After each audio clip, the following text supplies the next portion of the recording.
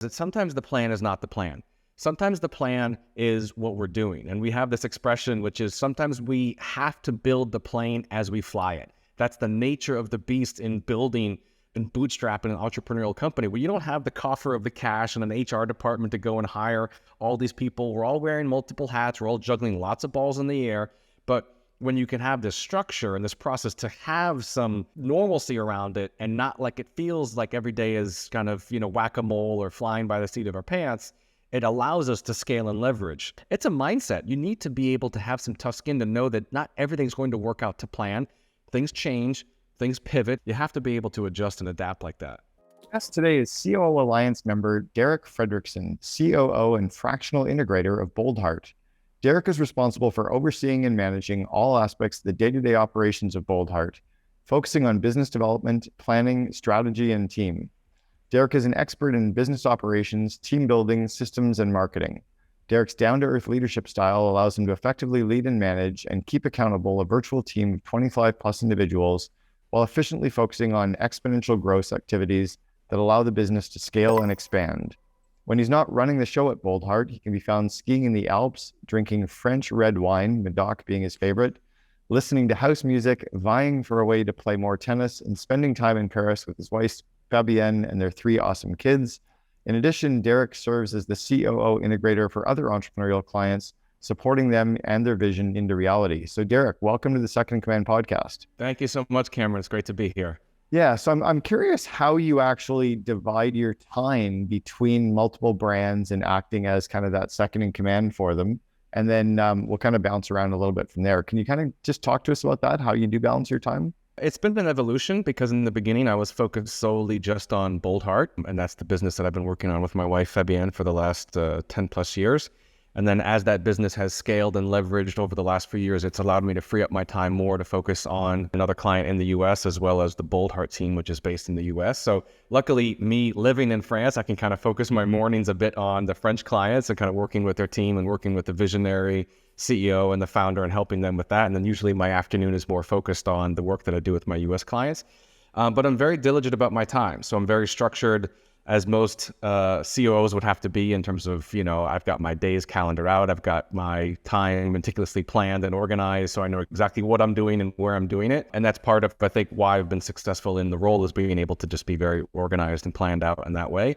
And also just having boundaries. I don't work on nights and weekends. I'm very cognizant of the fact that at 6 or 7 o'clock my time, it's 12 or 1 o'clock in the East Coast. So if you're having lunch where you are in America and you need to talk to Derek, it's dinner time. It's going to have to wait until the next day. So it gives me an opportunity to create some more boundaries of how I work with my team and how we communicate and collaborate in that regard. Just for clarity as well, the CEO of your company is Fabienne, your wife. Yes, correct. Yeah, that's right. When did you join her and come on board as the COO? And then how does that relationship work? So my background is in Wall Street, kind of project management. That's what I had done before I joined the kind of entrepreneurial world. I did that in 2008, just before the whole financial crisis meltdown and everything else. So my wife had grown at that time a company called Client Attraction to a very successful first time at the 7-figure mark. But as she said, it was mostly kind of built on toothpicks and Band-Aids. So when I came in, I brought a lot of that kind of structure, that process mindset into how we were going to build and scale the company even more. And through that work of leveraging the company and building the team and finding the right people in the right seats and developing processes and systems and more efficiencies and everything else, we were able to grow and scale the business more and more. But at that time, it was the first time, obviously, that we had worked together. So she kind of did a lot of the client facing, the marketing, the sales, the delivery. I was focused more on the operation side, kind of backstage versus front stage, managing the team, managing the processes, managing the projects, the plans, the P&L, and everything else. And nobody else in that industry was working in a husband and wife capacity in that way, or at least working well where they could share a lot of best practices. So we were kind of figuring it out as we were doing it. Full transparency, there was some conflict. There was some challenges around the ways she wanted to run the company and some ideas and some, discussions that I had around how the company should evolve. And it's a great thing when you have a partnership like a husband and wife that are in business together when they're fully aligned, but it's sometimes hard to get there. And we were able to do that over the last, 10, 12 years. And part of that is just very, very clear on what her role is as the CEO and the founder and the visionary, and very clear on what my role is as the COO and kind of integrator. and respecting each other's differences, respecting each other's strengths and understanding, and playing that more and more to our advantage, and not trying to blur the lines. I don't want to try to be the visionary, nor does she want to try to be the COO. So if we kind of allow people to stay in their brilliance of what they should be doing to move the business forward, and we don't let the ego get involved, we don't let personal matters get involved or anything else, then that's been a real kind of magic sauce for us. And that's really one of the keys to the CEO COO relationship as well. I'm even working on a book right now that's going to come out in about a year on that. But the magic, or the art, I guess, of staying in your own lane and not trying to become the visionary. But how do you do that when you're also married to the person and you're around the vision and excitement of that entrepreneur all the time? How do you not get caught up in that? How do you allow yourself to just stay where you are, and vice versa? I think there's times when we do get together and I kind of wear more. So we tell the story that we have different hats. I might have the husband hat. I might have my COO hat. And also times I have the kind of co-business owner hat, because at the end of the day, it's our business in the sense that because we're married and we live together and work together and have a family together, it's our business, but it's also very much her vision. She's the one that created the company. She's the one that built it to that level. And I know that without her being the visionary, if I tried to be the visionary to get it to the next level, I wouldn't be able to do that. That's not my skill set and that's not my strength. So I know that when I put my best foot forward to be the COO, it's the way that I can actually help move the business the furthest. But at the same time, we have those conversations as a husband and wife and say, so what do you think? So it gives us that advantage, but we have to be careful, because if we, again, blur the line, sometimes it can bite us. And it's so interesting, because that's exactly the setup that we had with Brian and myself when we were building 1-800-GOT-JUNK. Like, I came in as the 14th employee and I had certain ideas for the business, but I really defaulted on the vision to him. And then he really just let me figure out the how.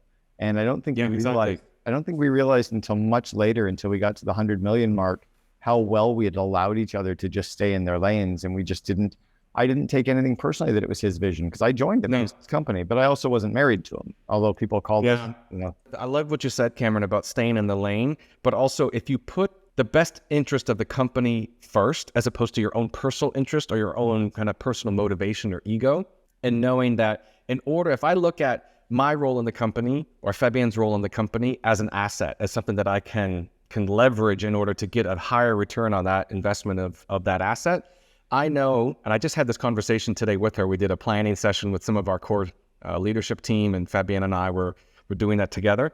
And what we realized is that for her to add the most value, she has to stay in that visionary box. She has to be in that CEO seat.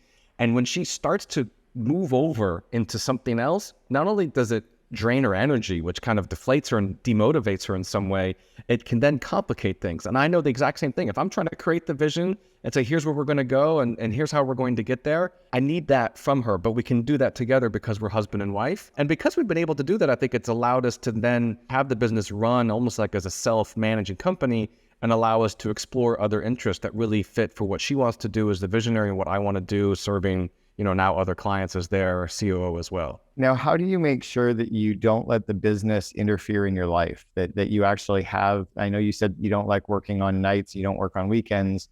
How do you make sure that, every meal you're out with her, or when you're on date night, or when you're just hanging out, doing whatever on weekends, that you don't talk about business because it's on your mind and it could be on hers? How do you separate that?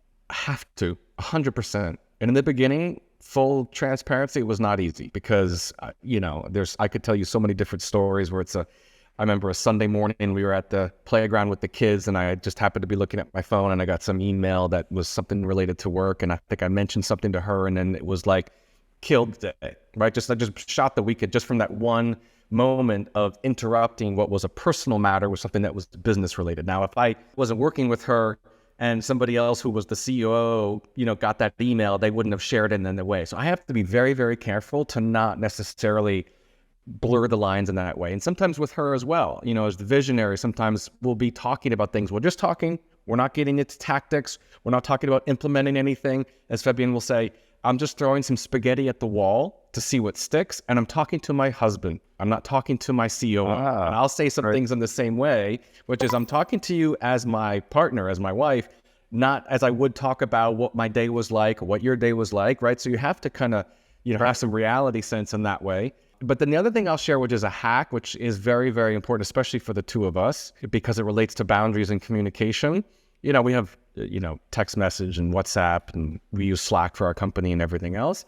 I never do anything that's personal on Slack, which we use for business, and I never do anything that's business related on Slack, on WhatsApp or text. I'll never send her a WhatsApp and say, did you talk about the blah, blah, blah regarding the team launch or something like that? Because that's my sacred space. That's personal. And I do that with everything. But the same, I will never say something or even a team Zoom or on Slack and refer to her as my wife. I refer to her as the visionary or the founder, and my role as the integrator, COO, because we try not to blur those lines, because when we blur the lines, it just complicates things. It creates more complexity. It just adds confusion. And you can then find yourself sitting at the restaurant and talking about work, and you're in a rabbit hole where, like, where'd the hour go? We're supposed to connect just the two of us, right? This is like a date night. We have to respect those boundaries. I remember when my brother started working with my dad's company, my brother would call my dad when they were at the office. He would call him John. And then later in the same day, they'd be at the golf course and he'd call him Dad. And he was able to intertwine that. Hey, Dad, grab me my putter. John, can we work on this? Dad, I'm like, weird. It was so weird to hear it. You said you used a term backstage, front stage. Were you part of the strategic coach program at some point? Or for about 5-6 years. Yeah, because that's a term that Dan Sullivan has talked a lot about, where the front stage is usually the kind of the actor, the CEO, and then backstage is kind of the operational, IT and infrastructure side of things. Is that part of how you run the business as well, is delineating roles, front stage, backstage? Yeah, for sure. I think, again, once I got really clear that the best way to tap the value of what we can both do in the company was for her to be in that front stage role and for me to be in that backstage role. It's what I enjoy to do. And obviously her as the visionary and the founder, she enjoys that front stage role very, very much. There was points in the beginning where I felt, again, I had my ego get in the way. I was still kind of new to this and thinking, maybe I should do a launch. Maybe I should do an event. Maybe I should sell a product. And I realized I'd done that, but then I really felt like where I could add the most value was doing everything I wanted to be doing backstage, behind the scenes. I don't necessarily need the accolades. I don't need the star view in that regard. And it's what I enjoy doing. It's like I could be front stage to my backstage people. That's where I like to show up. It's like I can lead them, I can manage them, I can hold them accountable, I can inspire them. I just did a team video today. I do it once a week where it's kind of a state of the union. Here's where we are, here's where we're going, here's how we're going to get there. And I do a Loom. It's about 30 minutes. And I know, just in the same way that Fabienne does that for her clients, I'm doing that for my team so that they feel on board, they feel inspired, they know what their part is going to be. So I have a front stage aspect to my backstage role, but I enjoy doing that the most. Yeah, for sure. Great. I love that example, actually. And it's funny, just to kind of complete my thought on the Dan Sullivan component with backstage, front stage. When I first heard him talk about it back in the late 90s, early 2000s, he was talking about Phantom of the Opera as the theater production in New York. There's only ever like 3 or 4 people on stage at Phantom of the Opera. And those are the actors, the performers. But the backstage that makes that happen are the designers, the set designers, the costume, the lighting, the people selling tickets and marketing and selling you the popcorn. And without all those people, the show would never happen. So it didn't matter how great the actors were without the backstage, and didn't matter how great the backstage were without the front stage. I was like, oh, that makes so much sense. And then you're right. And then if you're the person in charge of all of the costume people, you're the leader of the costume group. So you're front stage to that backstage. You said something about, there weren't a lot of examples of couples working together. There was an organization in Canada called CAFE, which is the Canadian Association of Family Enterprise. It's an organization that focuses on couples and multi-generational family businesses.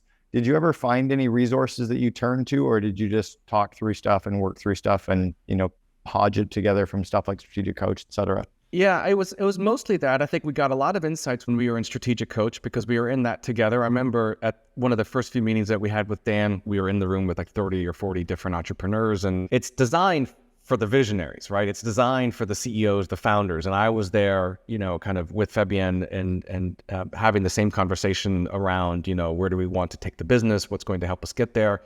But I think when we started to do some assessments and we started to really get clear on things like unique ability, that's where it started to shed a light on how do we do more of what we are really naturally gifted at, like the things that are going to, again, add the most value to the company. And I remember at one point, it was interesting because I was walking around, about KOLBE, right? I have a KOLBE that is not like anybody else in Strategic Coach because I am wired to focus on backstage. And I remember I had this insight because I was walking around and they were, you know how in coach they sell different resources like books and everything else, and I went up to the back of the team and everybody has their KOLBE printed on their name badge. And I had the exact same KOLBE score as somebody that was working at the back of the room selling books at the table. What's your number, your KOLBE profile? I'm an 8814. Whoa, 88. Okay. What's Fabienne's? She's a 7672 or 7672. So it's not that far off, but you know, as you know with KOLBE, there's a big difference when you get to like 8, 9, and 10 versus 5, 6, 7. Yeah, so I'm obviously long fact finder, long follow through. Yeah, I'm a 4393. Just for people that are listening, the first number is fact finder, and that means that you initiate projects by asking a lot of questions. And then in layman's terms, I've always said the higher your number, the more questions you'll ask before you'll start a project. So you might ask 8 questions to start a project. I have a 4 as a first number, so sometimes I don't even ask questions to start a project. And then the second number is called follow through. And I've actually talked to David KOLBE and Kathy KOLBE about that. I think it's misnamed. I think it should be called the systemizer or the planner, because it's more about putting a playbook or a plan or a system or a checklist in place before you'll start a project. So you've got another 8. So for you initiating projects, you ask questions, you put a system in place, and then you go. Fabienne's is interesting because with her, but the 7672, her third number is 7 is higher and her first number is higher. That's interesting. That's not traditionally very entrepreneurial. That's someone who's really strong, usually in around working on corporate reorganizations, working on understanding corporate and then giving them plans to execute on. What's the business of Boldheart? What do you guys do? Business coaching. So we help entrepreneurs basically scale and leverage their business. So, but I'll say what's interesting is where there was some conflict was in the quick start, the third number, initiating ideas, coming up with, you know, improvising and risk tolerance. So I'm a 1. Yeah. She's a 7. So whenever you have a difference of 3 or more, it's kind of like oil and water, where there can be some conflict, healthy conflict. But when we got clear on that, because before this, we didn't know why she was wired to want to throw spaghetti at the wall to see what sticks. And I'm here capturing ideas and thinking I've got to implement all of these with a team that's already got 110 things on their plate. Like, this isn't going to work. That's where the conflict came from. But when I realized she's a high idea generator, likes to start things, doesn't necessarily always finish them, but she's got a systems oriented mindset. But I'm wired for systems. You give me a process or a system to implement, and I'll do that like 8 hours a day, right? That's where the 8 fact finder and 8 follow through. That was an interesting insight I had at Strategic Coach. And what I realized is that I can serve entrepreneurs and visionaries and CEOs at that level, at that strategic level, being an 8814. That's where there's a lot of magic that happens. So it was a big insight I had when I experienced that. And for anyone who has a high first 2 numbers dealing with an entrepreneurial CEO, there's 2 tricks that I'll give you that are list to our listeners that will help them. When the entrepreneur comes to you with the idea, the first thing that we as COOs are supposed to say is, I love your idea. Let me ask you a bunch of questions so that I can catch up with you. Because as long as they know that we're going to ask them a bunch of questions, but we like their idea, they don't feel like we're debating them or arguing with them, right?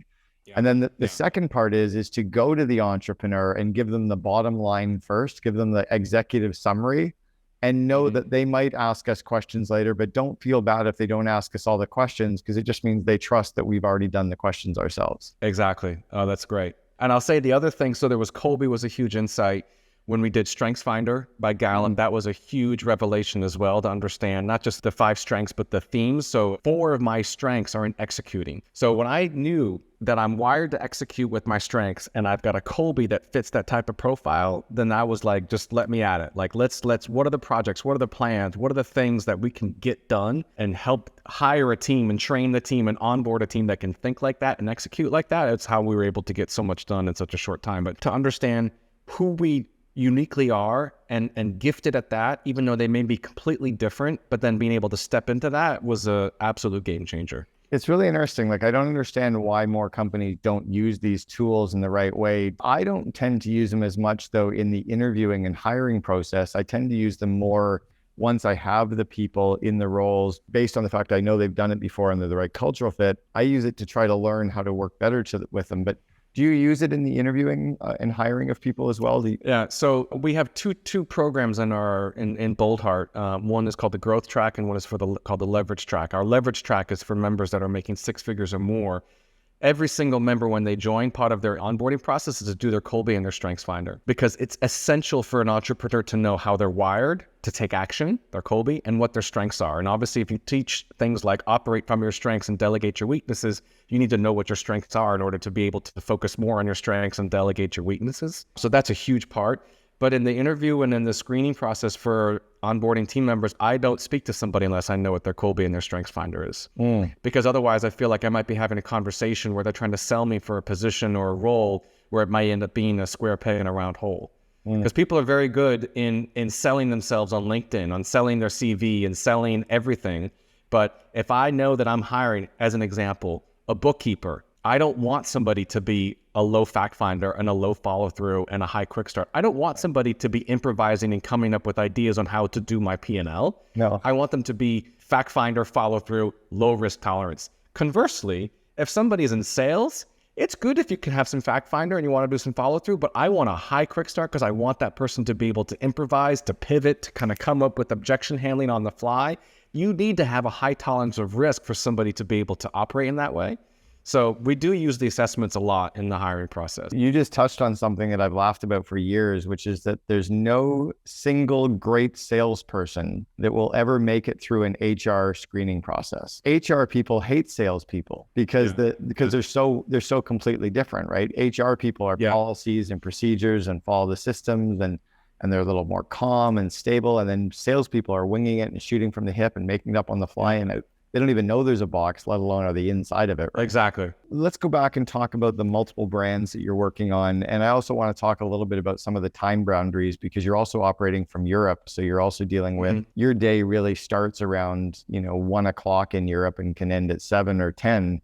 So what's your day look like working from Europe? How do you kind of time block that out so you have a life and so that you're working with clients? The mornings are typically my buffer time. There are the 2 clients that I have that are my French clients. They don't take that much of my time. So any of the meetings I need to do with them are typically on the morning French time because then it doesn't compete with my afternoon if I need to be with the team in the US for the 2 clients I have there. But it's also my buffer time. I'm a structured guy, right? So I'm using a lot of tools. I'm using, Evernote. I've got Notion open. I've got Asana open. I'm getting really diligent about my plans. I'm really getting focused on my activities of what I need to do and kind of set things up for success in that way. And then after that, when I get into the afternoon, it's mostly spent with some team, making sure that things are happening the way they need to be happening, checking in if I need to, doing discussions, etc. But I also don't volunteer my time unnecessarily. And so some of my team members kind of think that I'm not like the kind of person that wants to, get on the Zoom and chat and everything else, but I'm like a very busy guy. We've all got lots of things going on. So if I can do something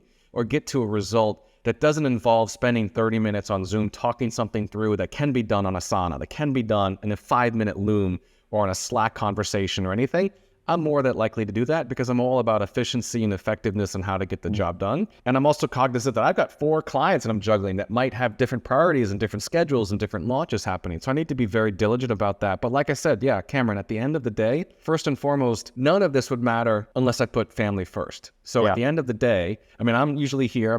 It's 20 to 7 p.m. on a Friday night. And sometimes my son will come in from school and grab his computer, and then we're going to set up and dinner here in a little bit and everything else. And I have to honor and respect that. Otherwise, if it's all work all the time, then I can't show up and give the best value that I can to my clients. So I'm very cognizant that mornings are great buffer time, thinking time.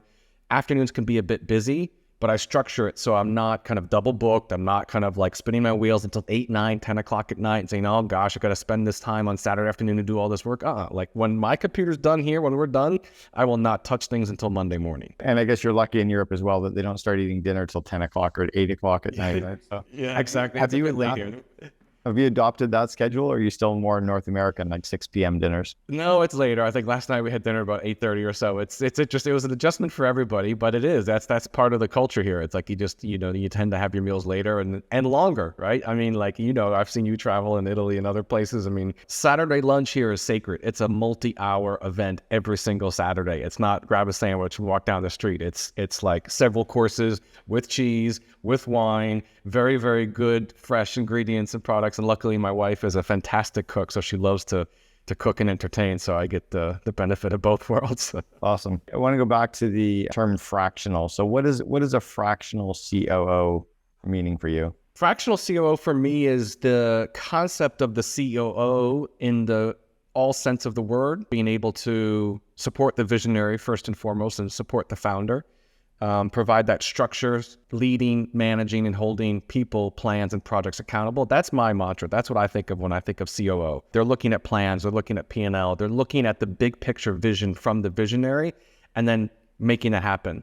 You know this from Strategic Coach, and it was a game changer when Dan first said it, is that the visionary makes it up. Somebody like the COO makes it real, and then the team makes it recur. So my role is making it real and then making sure the team continues to execute it and it recurs on a ongoing, consistent basis. But for me, it's supporting the visionary so that they can truly be in the visionary seat, keeping them in their lane, right? To pull the phrase from you, which I think is really helpful. And then fractional is being able to do that for clients that don't necessarily have the need or the capacity for somebody to do that full time. So that's why I've been able to kind of split my time. I've got 4 clients to kind of split it equally, about 25% each of them, throughout the week. And that's what they need because they don't necessarily have the team or the size of business that requires somebody to be there full time. What's interesting though, one of the clients I have here in France, they just hired a full-time COO because with what we've done with his business in the last 2 years, he now needs somebody to be that full-time, 40 hours a week person that could be there. Yep. But for the first 2 years, I was 10 hours a week. That's what he needed. So It's a matter of just doing it in that part-time arrangement. I was just speaking with one of our COO Alliance members the other day, and they were looking for a fractional chief people officer, like a head of HR, who could actually kind of coach their HR person. So I reached out to our former head of HR that I helped recruit at 1-800-GOT-JUNK, our head of people. And she's actually going to talk to our member, which is great. But I think there's going to be more and more of that where we have companies that are in the, 10 to 50 employee zone that would love to have a COO. They'd love to have a CFO. They'd love to have a CMO, like a real one. But they don't need that $250,000, $500,000 person, nor can they afford it. Exactly. Got a person with a big title, but they're really more a director level. And they need some of that strategic guidance. They need some of that mentoring, but not full time either. So is that part of what you play, is the mentoring role? Yeah, it is. Part of it is being able to bring that experience of what I've done with Boldheart, which is now a multi-7-figure company. It's been like that for 10 years. And it's a leverage business. It's a self-managing business. Of course, we're still involved with it, but we're not involved with it pushing the boulder up the hill 50, 60, 70 hours a week, doing everything. We've got 25, 30 people now. We've got people that own marketing, people that own sales, operations, finance. I'm in my integrator seat. I love what I do. Fabienne's in her visionary seat and she loves what she does. And so being able to take that experience and that expertise and that playbook, if you will, and bring that to these other clients that don't have the mindset or don't have the understanding or even the structure, right? I mean, when I went into a client and we created for the first time, they were doing daily huddles with their team and doing meetings all of the time and everything was in Slack and email. And I'm thinking my head's spinning. I can't keep track of what anything gets done here. So we implemented a whole structure of how we use Asana. Now everything's cadenced out in Asana, our annual, our quarterly, our semi-annual, all of the projects, all of the team members know what to do, when to do it by, who needs to sign off on, et cetera. So we've built this process, this structure in place that's been really beneficial. And it's leveraging what we've been able to do or what I've been able to do with Boldheart and then coaching those clients and those companies and the visionary to use that model, that framework that allows them to do much more than they would have done on their own or without having that knowledge. It's interesting you talked about pushing the boulder up the hill. I've always talked about pushing a snowball up a hill because as you keep pushing, it keeps getting bigger as you get it up that hill, right? Yeah, exactly. Yeah. So it takes different shape. You said you were in investment banking prior to joining Boldheart, or was it? I worked on Wall Street, but it was more in project management. So I was the liaison between a lot of the investment banking, trading, salespeople, and then building technology platforms. So I was that person in the middle that can kind of bridge the gap between the two. And what firm were you with? I was with UBS. Okay. And then before that, I was with Lehman Brothers before they went, by the wayside. And I started off with Deutsche Bank. What was it like leaving the investment banking world and joining a small entrepreneurial organization? And if we're hiring somebody from similar kinds of industries, how do we know, what do we look for? What's the DNA to say it will work versus it'll be a disaster? That's a great question. Because I mean, at the time, it was a huge leap of faith because again, you have to remember I was then working with my wife, right? So we were making a decision to work together in her business, which I knew nothing about. I knew nothing about business coaching. I knew what she did from afar and the clients that she had and what she was doing, but I wasn't involved in the business at all. So I really came in without any knowledge. And I made the comment once that like I had to kind of start in the mailroom and work my way up. And what I mean by that is I had to get into the weeds of the business to really understand what is it that we do here? How do we make money? How do we get clients? What's an email list? What's a product launch? Why do we do these mastermind things? Like all of those things that were happening that I knew nothing about.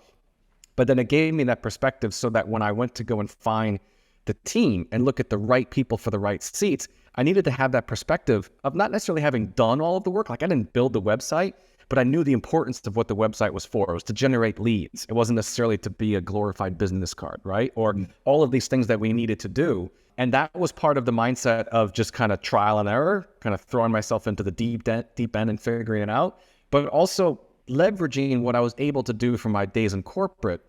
And in my sense, being able to, like I described, kind of bridge the gap between developers and technologists and computer engineers and traders and salespeople and making sure that the two of them are talking together. So when I came in, I could understand, like, I don't want to say translating, but understand, Fabian, what's the vision? What do you want to see this year? What's going to happen?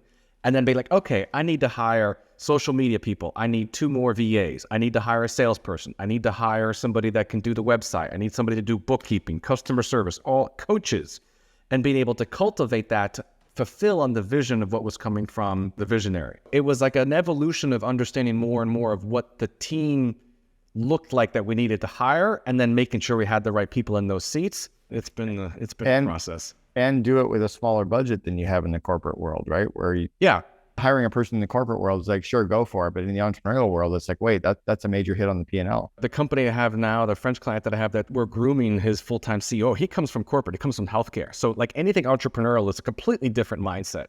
And sometimes what I've also learned, and it took me, especially because of the way that I'm wired, it made me realize that sometimes the plan is not the plan. Sometimes the plan is what we're doing. And we have this expression, which is sometimes we have to build the plane as we fly it. That's the nature of the beast in building and bootstrapping an entrepreneurial company, where you don't have the coffer of the cash and an HR department to go and hire all these people. We're all wearing multiple hats. We're all juggling lots of balls in the air.